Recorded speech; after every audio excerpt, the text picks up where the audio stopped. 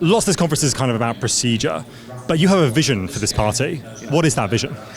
Grassroots, open, broad, democratic campaigning, and above all, bringing people into political activity who've never been involved in anything political before. And that, to me, has been the eye-opener and the illuminating part of the local assemblies. I've been to quite a lot of them. They vary in size and attendance, but interestingly, people, when sitting around a table like this, who've never met each other before, asked to talk about what they want in society, they come up with broadly the same things. And what are those things? Because I'm thinking about the Zoran Mamdani campaign in New York, incredibly successful campaign. I think you phone banked for him, actually. What I did was let's be cautious with our words here, because I don't want to be accused of interfering with the democracy of the United States of America. I did a mobilization for the Zoran phone bank, and I was very pleased and very happy to do it. But I also sent him an Arsenal shirt. I'm sure he was thrilled. You have that in common as well. Absolutely. So I sent him an Arsenal shirt, and he sent a lovely message back. He was incredibly successful, partly because he had extraordinary message discipline. Every time anyone asked him about anything at all, he would come back to his core 3 points.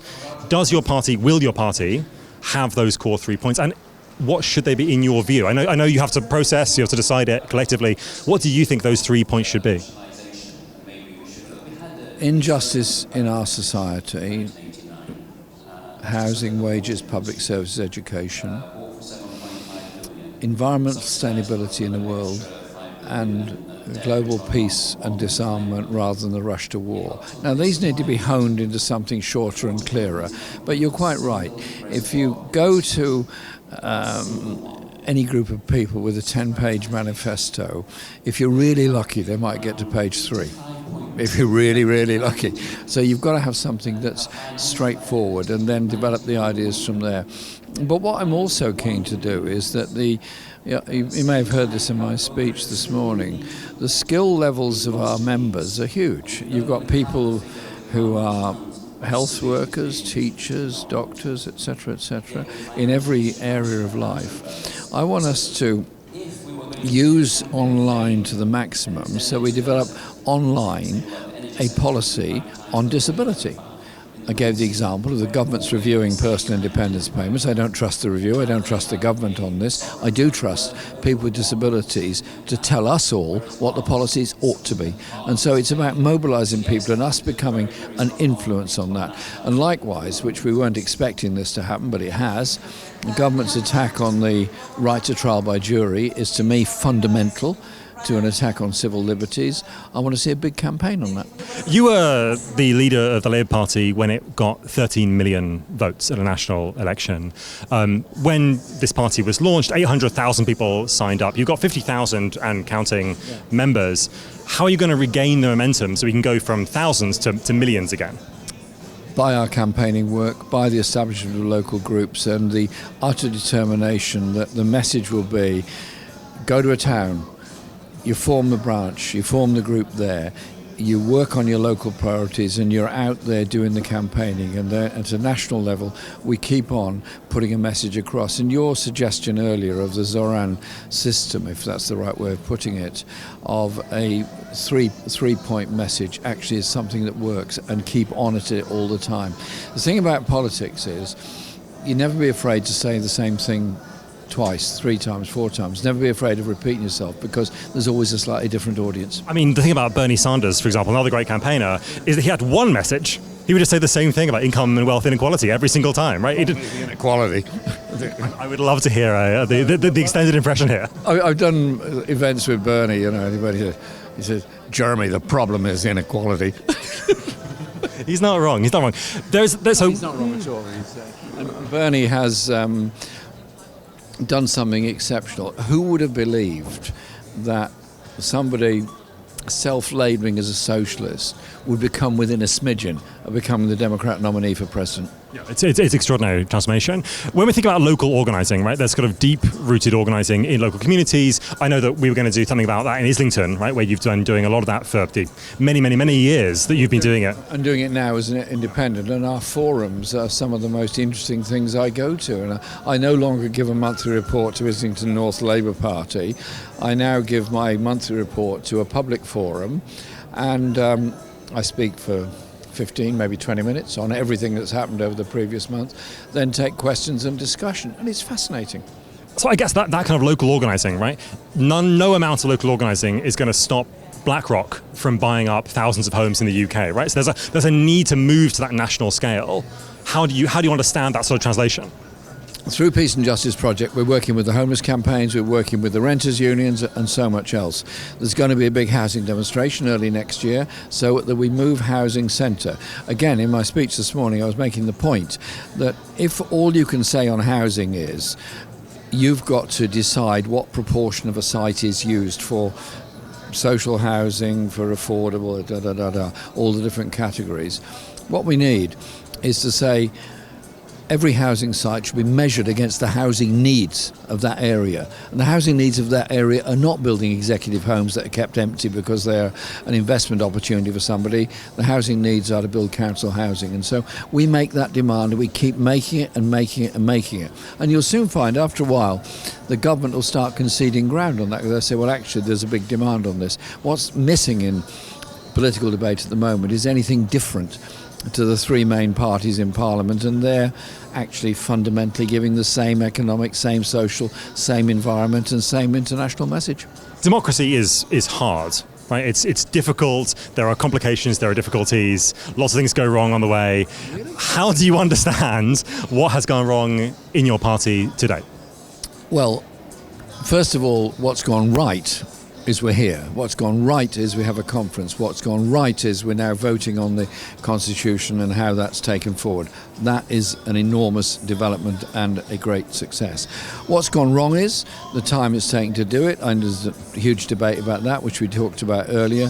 What's gone wrong is that too often the activists have descended into lengthy, sometimes slightly rancorous social media debates. Now, social media is a brilliant place sometimes to get messages out. It's also an utterly poisonous and depressing place at the same time for people.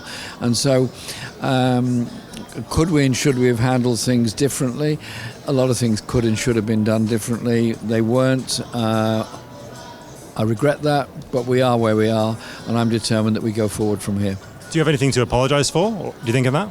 I apologise if things have gone wrong.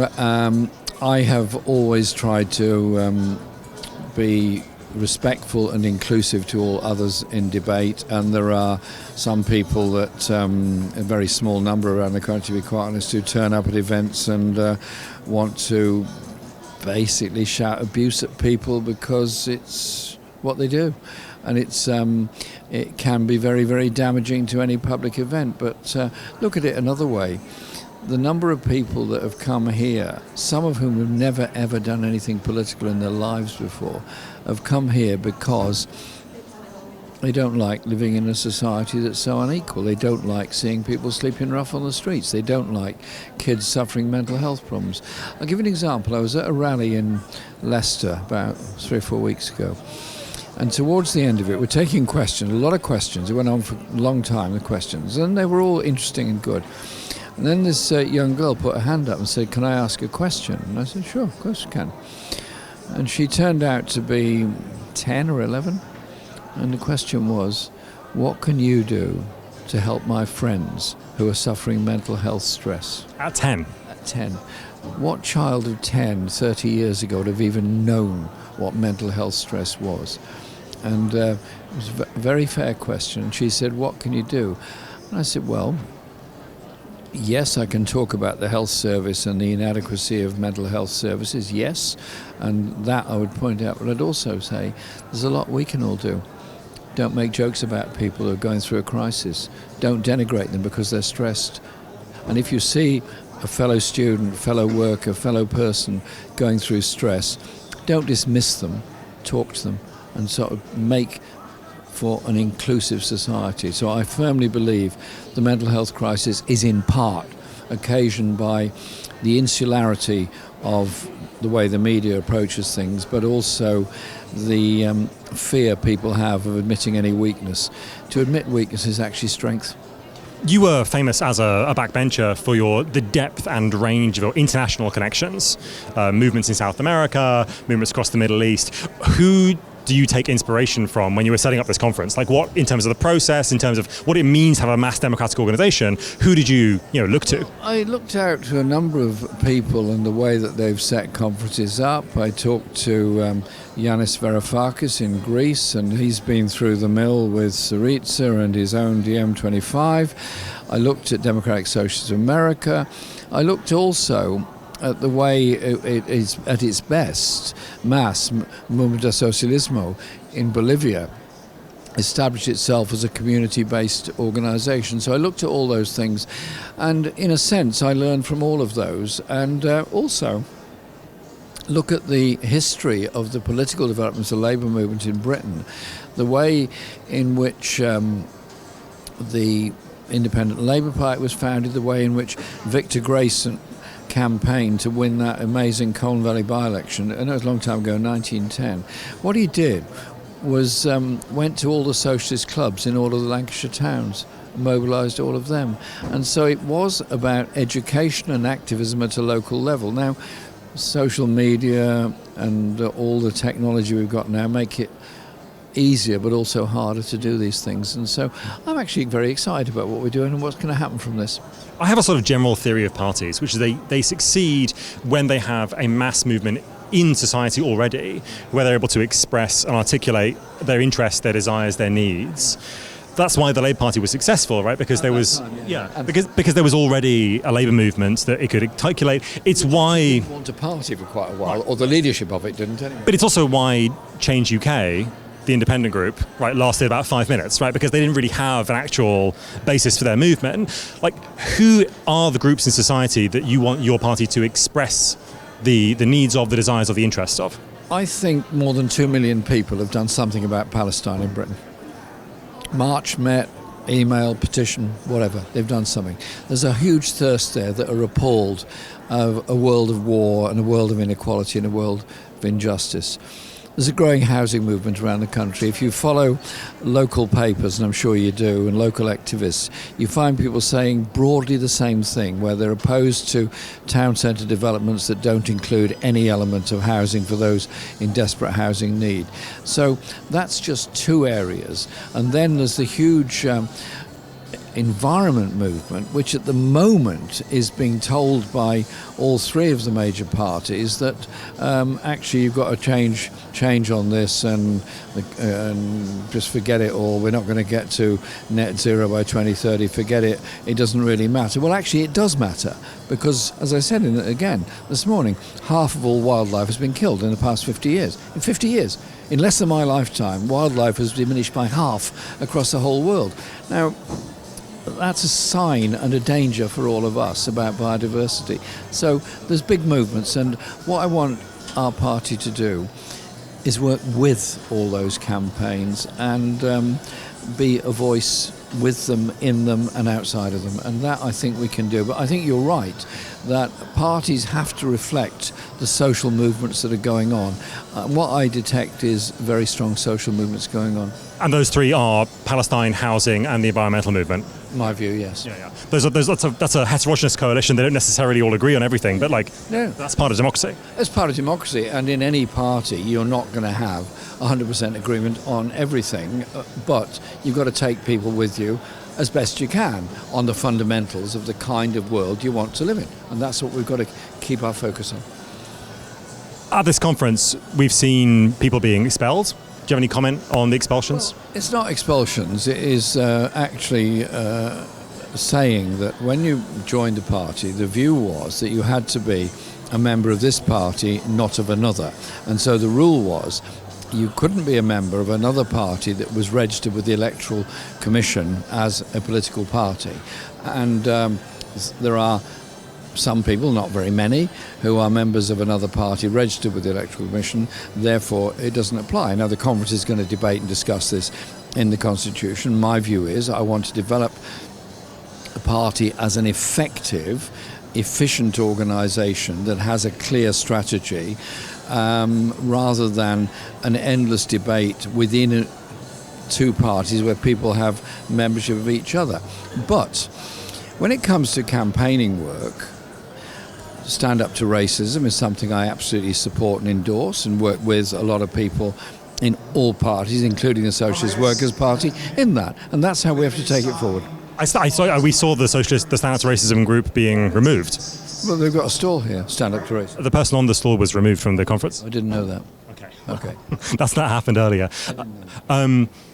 You might be leader of this party. If there's a single leader, it may very well be you. You're probably the most well-known national figure on the left. Why should people in this party vote for you as leader?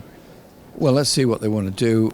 I want to get the party up and running. I want to get the branch structure going. I want to get the identity of the party there as campaigning on equality, on sustainability, on peace. Thanks so much. Thank you. The rest of my life. That's what I've spent all of my life doing. Yeah.